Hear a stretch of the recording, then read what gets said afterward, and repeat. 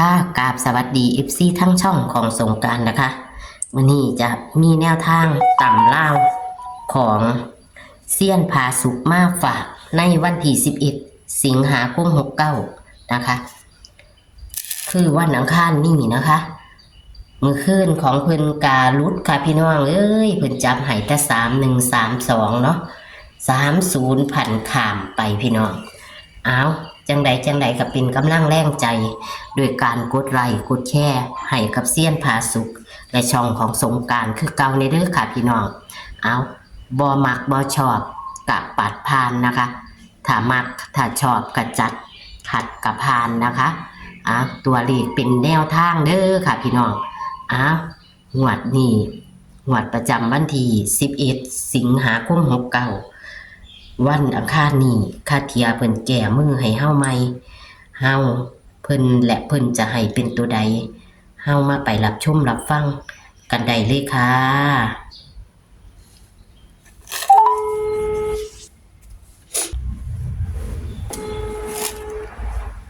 ครับแอนครับสวัสดีค่ะผมทักไปว่าเดี๋ยวของวันที่11ไหนจะต้องแอนค่ะพอดีเรื่องนี้นะวันที่10ก็ถือว่าเลขมุตนาผมจำใหม่ไปหอดแค่31นอเลขมันเป็น30ค่ะก็ไปออกโอ้ก็เป้าเดิมนอเลขต่างแดดโอ้ยมาตะตุกเก่าเนาะซ้ำกันอยู่พอปานนั้น30แล้วก็ยังมา30อีกอยู่โอ้นี่แหละจังไดก็ได้คือว่าเลขวิ่งผมก็รู้นั่นละเลขวิ่งผมลงแต้มผมก็ว่าอยู่ดอกไม้แอนเนาะถ้าสมมติว่า1เป็น0มันก็สิ30แต่ยังบ่ได้เว้าอยู่ดอกไม้แอนเนาะค่ะก็เป็นแต่ความเว้าให้ FC บางทีนะเบิ่งซื่อๆเนาะค่ะความชอบก็มา31แล้วหลายเนาะมันกันลงแต้มซะเอาไหมค่ะแอดเขียนวันที่แล้วบ่วันที่11เด้อค่ะเอา11นี่กับ2เลยเด้อ1กับ2แม่นบ่ค่ะวิ่ง1กับ2 1 2ปัดนี้จับคู่ค่ะ91 0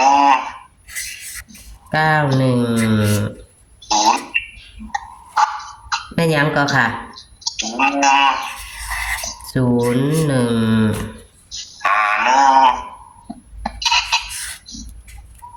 51แล้วก็เนี่ยก็2แม่นยังก็ค่ะ92ค่ะเพราะว่าโทรศัพท์ต้องได้ทวน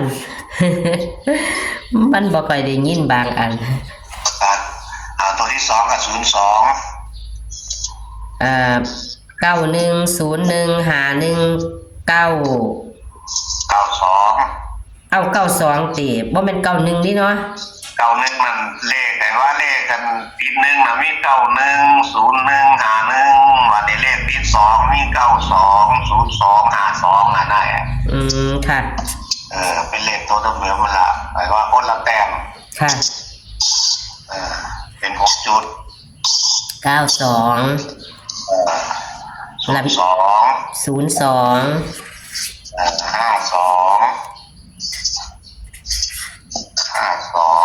ค่ะ52แล้วก็มีเอาเลข3ตัวจาก2ชุดแดเดอร์ค่ะตัวนี้มี691 แล้วก็392บอกค่ะพอดีมันเสียงขาดเลข2ตัวละเลข3ตัวก็เน้นเขาดอกเลข2ตัวมี91กับ92แม่เด้อหมายว่ามาแห้ง91 92นี่ล่ะค่ะคืองวดที่แล้วเนาะเลขผมนั่นผมไปวันที่10นั่นวิ่งต้อง6ก็ถือว่ารู้ละเลขวิ่งผมมันลงแต้มผมก็ว่าวิญญาณมันจะลงแต้มมันเป็น0กับ16 30 60เนี่ยแต่ปีหน้าผมก็ว่าอยู่ดอกแต่ว่ามันออกตัวเดียวกันแน่เลยค่ะออก30 30เนาะค่ะ เลขสำคัญอยู่ในแอด ค่ะ แต่ใส่ตีเลขว่าอังคารมันก็บ่ค่อยมีศูนย์ปานใดมันสิมีอยู่ศูนย์แต่ว่ามันมักกันมามีแค่ตัวเดียวแต่ว่าก็มีหน่อยงวดเนาะสองตัวแบบมันเป็น30มันมีอยู่งวดหนึ่งมีอยู่สองงวดเลขศูนย์มาสองตัวอยู่บนอยู่ล่างค่ะมันมีงวดหนึ่งอันนี้ว่าFC มันพี่หน้าซอยกันเด้อแล้วเดี๋ยวมันเปลี่ยนไปมันมีวันที่12เดือนมิถุนายนนะแอดมันออก5060นะเลขล่าง50นั่นน่ะนั่นพ่อมาฮอดกันนั่นวันนี้ก็นักข้ามเนาะมันก็บ่มีหมดได้บัดในนั่นวันนี้ก็มีผีมันว่าออกกัน0480ในวันอังคารของวันที่28เดือนกรกฎาคมนะที่ผ่านมาก็มีเท่านี้ที่เลขศูนย์มา2ตัวแล้วก็มาโฟนี่ล่ะนี่วันจันทร์นี่มันออก3030นี่นะไอ้ก็เป็นไปได้เบิดค่ะจับผิดจับทางบ่ถูกเลยล่ะเดี๋ยวนี้ไม่ตูนแล้วเขาสิบ่มีศูนย์อันนี้ก็มันนี่น่ะนะคือมันออก5060น่ะมันรู้ว่าถัดมามันก็ขึ้นแต้มนึงแล้วมันเป็นศูนย์ก็หายไปเลยแม่นบ่ค่ะหายไปเลยศูนย์กลายเป็น1แล้วมันออก2113ค่ะแต่มันออก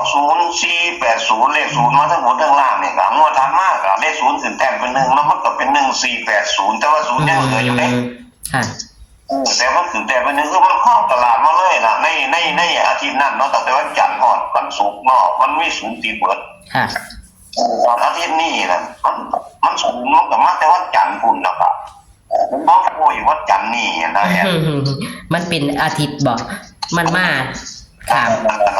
มาอาทิตย์ละเทียจันทร์มือเดียวแล้วก็บ่มีศูนย์มาเลยนะก็เลยให้เพิ่นพิจารณาเบิ่งว่ามันอาจสิบ่มีแม่นบ่ค่ะที่นึงอาจจะถอยออกเป็นศูนย์เด้อที่วินาเอาแล้วอีกตัวนึงนั่นที่ผมคันนิ่งนั่นญาติเลขคนมือด่วนมาพาเพราะมันมาพาหลายหมวดอยู่เพราะศูนย์กับ1มันเป็นเดียวกันผมก็อยากมันเป็น6 9นำอ่ะนะหลังจากผมมี9 1 9เนี่ยอยากเป็น6 9 9 1นะผมได้จับเข้าไปอยู่นำเลข3ตัวเลยเด้อค่ะเป็น6 9นะผมได้ชอบ6 9ก็ตัดซื้อโลดเพราะว่ามีสิทธิ์บอกได้ค่ะตอนนี้ฮะนั่นคือเลข2นี่เลขวิ่งนี่มันลบมันขึ้นแต้มเป็น3นี่ผมก็คันนิ่งอยู่มันเหลือ30กับ39เดี๋ยวนี้ได้จับ39มาไว้นี่ล่ะที่จริงนะผมอยากเอา302ไว้นำเอาไว้เนี่ยซะอ่ะ02ขั้นตัว30นี่หาน้ำเรือมันบ่เดินเนาะแอนเนาะค่ะ3บ้านเพิ่นน่ะมันมาเก็บเป็นแปลกๆเอา302ไว้เห็นบ่ค่ะ2ไว้นำแน่ก็คือสิบ่หลายเกินไปแล้วแอนเนาะบ่ค่ะมันก็จะมี3หางบาดนี้มี302แล้วไอ้แอปเน้นตัว392กับ691เด้อบาดนี้เด้อเพราะว่ามี302มาเป็นตัวรองไว้ซะค่ะนี่คือกับเลข2ตัวนี่ล่ะทั้งหมดทั้งมวลตัวนี้แหละลองพูดมองดูค่ะวิ่ง1กับ2บนล่างเนาะค่ะจับคู่9101 5192 0252ตัวเน้นก็คือ91และ92เนาะค่ะส่วนเลข3ตัวมี691 392 302เน้นก็มี691และ392เนาะค่ะค่ะทั้งหมดทั้งมวลตัวนี้ล่ะก็จะเป็นจังได๋เนาะแอนเนาะบางอันมันเลขวิ่งมันก็หลุดเนาะค่ะแต่ว่าหลุดน่ะก็ที่มันตามมาเรื่อยๆก็มันขอติดแน่นอนช่วงเลขผมรู้นี่ก็มาเกี่ยวเป็นแค่ลงแต้มไปกับน้องสมองนี่ล่ะค่ะตามที่ผ่านๆมาว่าเอาจังได๋ก็ขอให้โชคดีนี่ล่ะวันที่10แล้วนี่ล่ะสวัสดีครับโชคดีครับค่ะสวัสดีค่ะ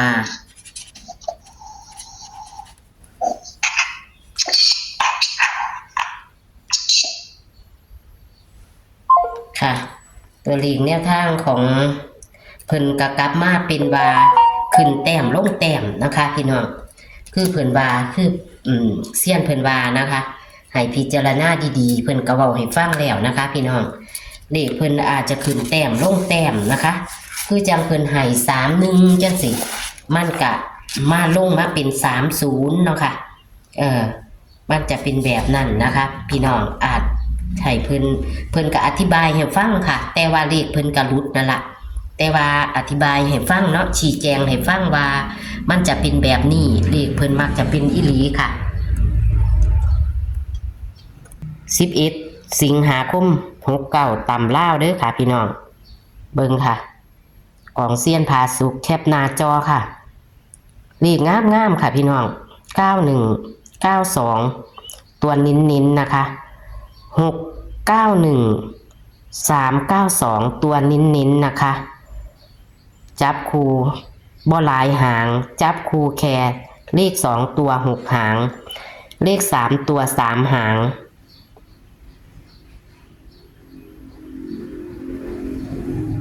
โชคหมานกับเซียนผาสุกนะคะในต่ำลาววันที่11สิงหาคม69วันอังคารนี้นะคะโชคหมานค่ะสวัสดีค่ะ